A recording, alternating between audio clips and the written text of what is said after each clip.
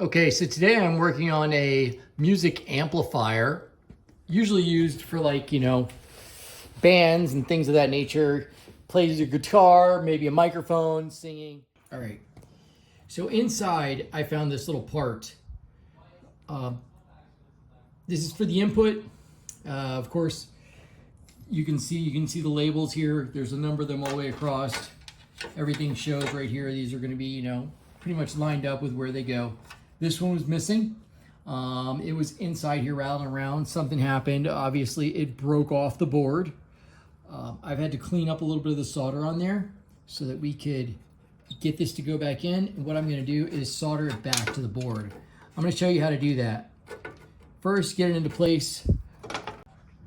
As you can see, it's flat all the way to the board, and you want it to have as much metal showing as possible. You can see this side, these are already done. Flat to the board, over here, flat to the board. So I'm gonna flip that over.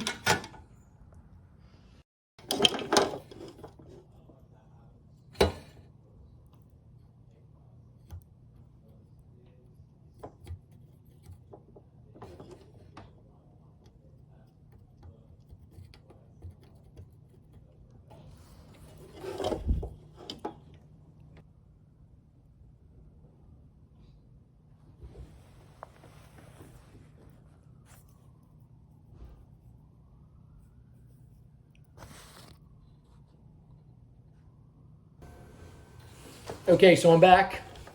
I went ahead and put the amp back together. We're gonna give it a test right now. We're gonna see if it works. What I did was solder the input back to the board. I heard something rattling around in here while moving it around. Of course, the input was missing. It fell back into the unit. So I soldered it back to the board, put some hardware on the front there, plasticware if you want to call it that, and we're gonna check it out and see if this thing works.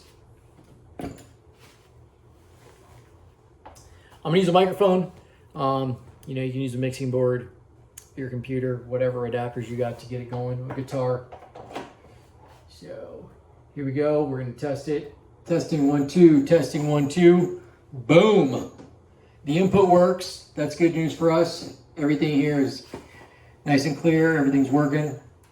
I don't hear any whistles when you get too close to the speakers. Sometimes that happens. So this is good news. We got a working amplifier here. Voila.